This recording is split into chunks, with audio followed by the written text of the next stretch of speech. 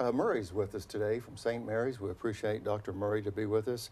We were talking earlier before we went on the air, Doctor, about I was reading your bio, and you've gone all the way from Taco Mayo to a physician. That's right. How did that happen? How did you get to your ultimate destination? I always knew I wanted to be a doctor. Okay. I think it's a calling. But to get through and to help pay with the bills, I worked at Taco Mayo and then made it into medical school. And Well, I think we've all done a variety of unique jobs because we knew where we wanted to end up, and we were going to do whatever it takes to help us get there. That's right. Well, welcome. We're glad that you're with us, and there's nothing wrong with Taco Mayo, folks, okay? I'm just telling you that this is a great example of just staying committed to the cause. So, well, welcome. Thank you. And as Steve said, October is Breast Cancer Awareness Month. What is the #1 recommendation for women for preventing breast cancer? Unfortunately, there are things you can't change about your risk for breast cancer. You can't change your family history. You can't change your personal history. But you can do the best to stay healthy by eating healthy, exercising. If you're a smoker, trying to quit smoking. Only drinking alcohol in moderation, and if you need hormone replacement therapy, limiting the dose and duration of that. And then as far as early detection, getting that mammogram. Dr. Murray, in preparation for our visit this morning, I was looking at some of the statistics, and I don't know if these were Oklahoma statistics. I think they were overall here in America. But it said breast cancer is #2 cancer in women. 1 in 8 will have it. So the question is, as a country, and you may not be able to speak to the West and East Coast, but just on your personal views as a country, how are we doing battling breast cancer? Or do we have a handle on it, you think, or? I think is it still beating us up? It's still there. It's going to be there. Okay. Especially on the genetic side. Okay. And I saw you had that graphic up. It does look like about 250,000 new cases this year. But I think we're doing a better job at getting the word out to get those mammograms in. If we can find it early, women have a better chance, and men, at beating that disease and going on to live their life. When you mentioned this mammogram screening, when should people start actually doing the screening? Most physicians are going to say at 40. They're in the high-risk population, you're going to start younger. We screen down to 30 in the high-risk population. But at 40, we definitely want to have at least a baseline, and then at 45, getting those yearly mammograms. A few years ago, the U.S. Task Force came out with a biennial, by every 2-year guideline. But most of the time, we're recommending yearly mammograms based on histories, both in the patient and their family. You've already answered my next question about the frequency of a mammogram, but you just mentioned depending on history. What do you mean by history? If somebody's watching this morning and said, well, okay, I do the once every 3-year deal, but she's saying once a year depending on history. Yes. Are we talking mom and dad history, family history? If you had a parent, Okay. if you had a first-degree relative with breast cancer, Okay. if as a child you had chest radiation, they might have had if they had a Hodgkin's lymphoma as a child, and just based on their own personal history, if they've had a lump that's being followed, they would definitely need to be followed closer than every 2 years. Okay. You kind of answered my question too. What are you looking for in mammograms when people get screened? Lumps, masses, cysts, calcifications, anything that looks suspicious. Dr. Murray, the self-evaluation or self-exam, can you kind of talk us through that? How important is it, and what's involved? We used to really push monthly self-breast exam. Is it a lot more than just standing in front of a mirror, I guess? It's important for people to know their breast tissue so that if they notice a change, feel a lump or something just doesn't look right in the skin, to call the doctor, get in, have that checked, and get the appropriate imaging ordered. Okay. Normally, at least when I think of it, you usually think of breast cancer in women typically, but is it a concern for men as well? Men can actually get breast cancer, and we actually send men over to women's imaging to get their mammogram on occasion. The risk is lower. It's about 1 in 800 versus the 1 in 8.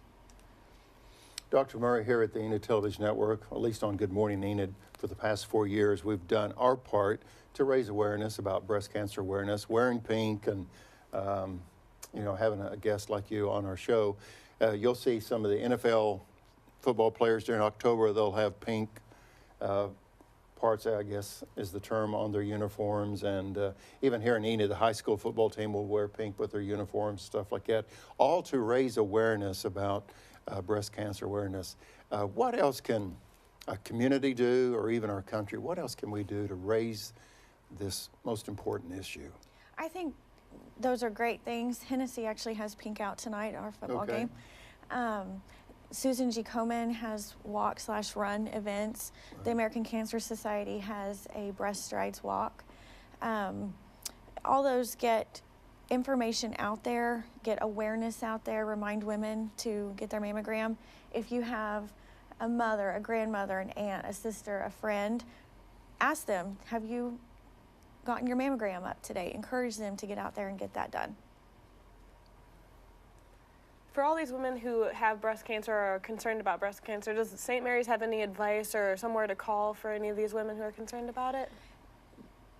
Women's Imaging can always be contacted to set up their mammogram. Their personal physician can help them with that as well. St. Mary's has what we call a nurse navigator. Her name is Wesley White. She does a great job helping women who have to go under for a breast biopsy and helping them navigate the system and what their next step would be to seek care. We have another question for Dr. Moery before we get back to the news with Derek Silence in just a moment. Dr. Moery, you mentioned earlier about, to me before we came on the set, Think Pink Luncheon. That's coming up on October 26th. October 26th. Tell us about what is Think Pink Luncheon. Think Pink Luncheon is going to be at Women's Imaging from 12 to noon. It's free, but you do need a reservation. So the phone number is 580-249-9339. And that will be hosted by Dr. Emily Cooper, one of my colleagues. She's a great doctor.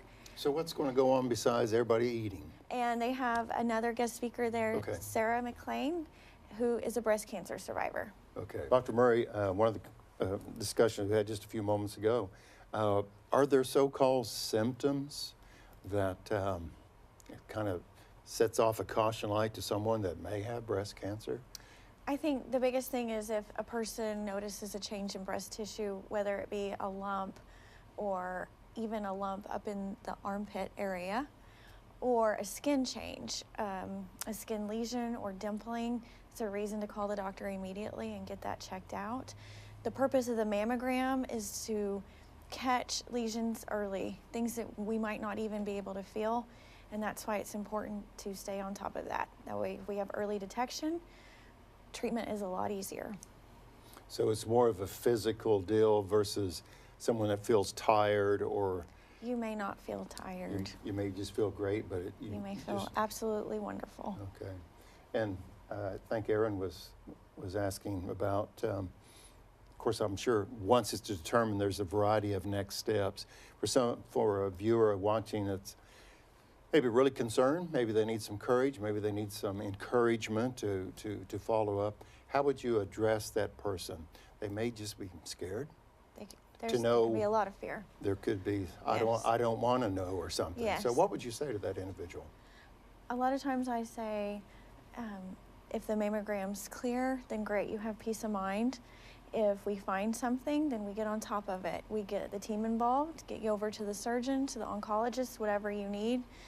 Like I said, we have our nurse navigator, Wesley White. She does a great job in helping patients navigate the system. Your primary care office is always a great resource for where do you want to go next and working through that process. Did you have another question, or did we? That was pretty much my question. Okay. Like, what is your first step after you get diagnosed with breast cancer? It depends on the biopsy results, but it usually means meeting with an oncologist and a surgeon.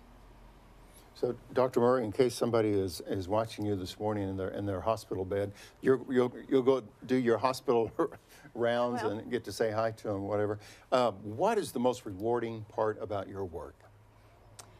I think seeing families. I take care of families and family medicine, getting to see generations or in a family unit, getting to see everyone from the baby to great-grandmother.